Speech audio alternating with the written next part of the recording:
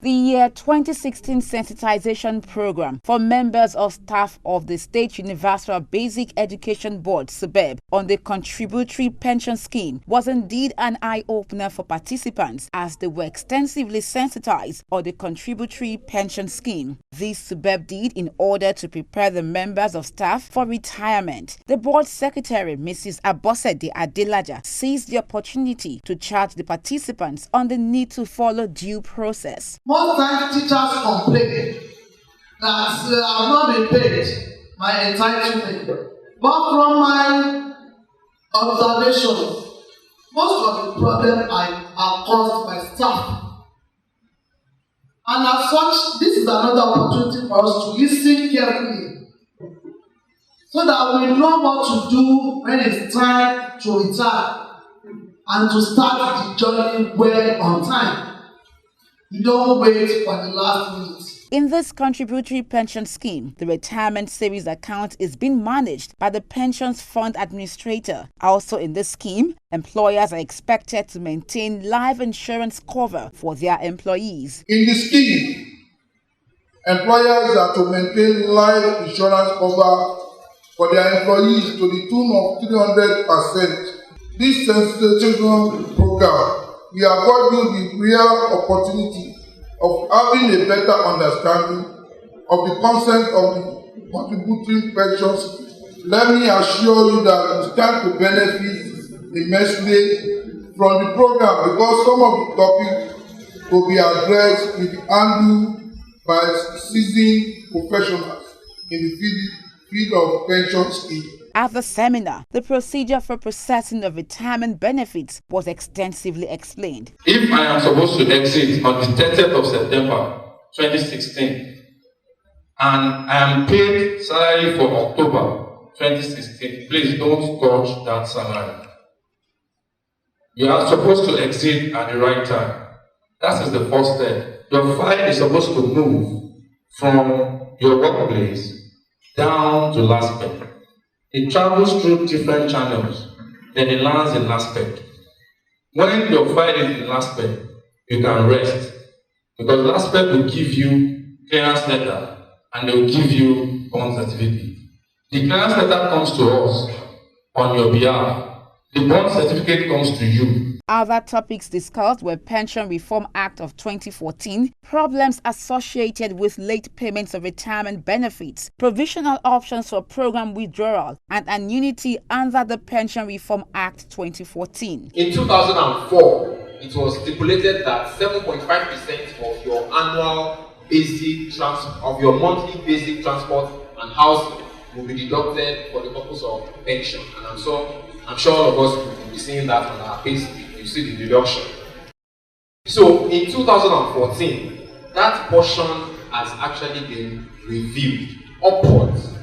So from 7.5, it's now 8% for the employee, while for the employer, they are going to be paying 10%. When you are retired, an aspect will tell you to go and bring your statement from your PFA.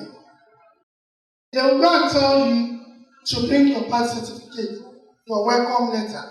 Now, if the age differs, you are in trouble because you will need to reconcile that before any process. Your PFA brings out a table for you based on your age, your RSA balance, your final salary, and then your gender. They do a calculation for you and they say, okay, you have 7 million, you can actually access maybe 3 million or 3.5 million.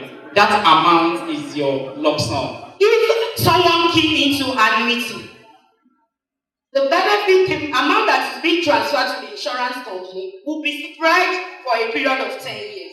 If that does not occur, we will not continue to collect the same amount of money they are paying us as at the time the money is working for us. We'll be collecting it for as long as we are alive. The government said they can only deduct 8% out of the 100% you are earning today. Do you think 8% will take care of tomorrow if you don't plan very well? So the question you ask me, what do I do? Do I supposed to have what we call additional voluntary saving? This one will make you to project to the future so that you have much money at the end of the retirement, you'll be able to do something. Education Report on TV spoke to those present at the sensitization program, and they had this to say. Our amiable Governor Akinwumi Ambode, has done a lot. The retirement bond and everything has been going on well. So this is also part of, so that there will be ease from active service to inactive. So that it will be done with ease. No fear, no trepidation. To put their mind at rest that the Lagos State government is ready to take care of them, even in their inactive life. They said about 6 months before our retirement, we should go all about our documents. So they will be able to pay us in time. And so we should not stress ourselves. Then we should plan for future in order not to be bothering ourselves when our money is ready. I'm going to inform them, those people that are not present in the program, the right step that they should be taking.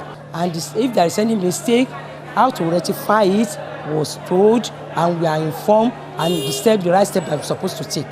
For the automation, even Subeb itself, we have a database center that have been created where we are going to bring all documents of teachers.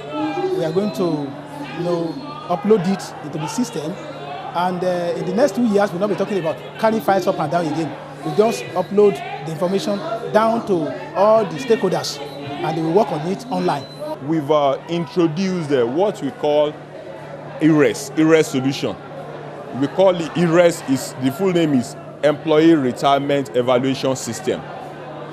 With that ERES solution, we have cut 60% of what was being manually done before in the process of computing the accrued pension rights of retiree in Lagos State. We've cut it down, the process down by over 60% without automation. Meaning that with that process now, we can quickly treat their files, compute what is due to them, and reduce minimal human intervention.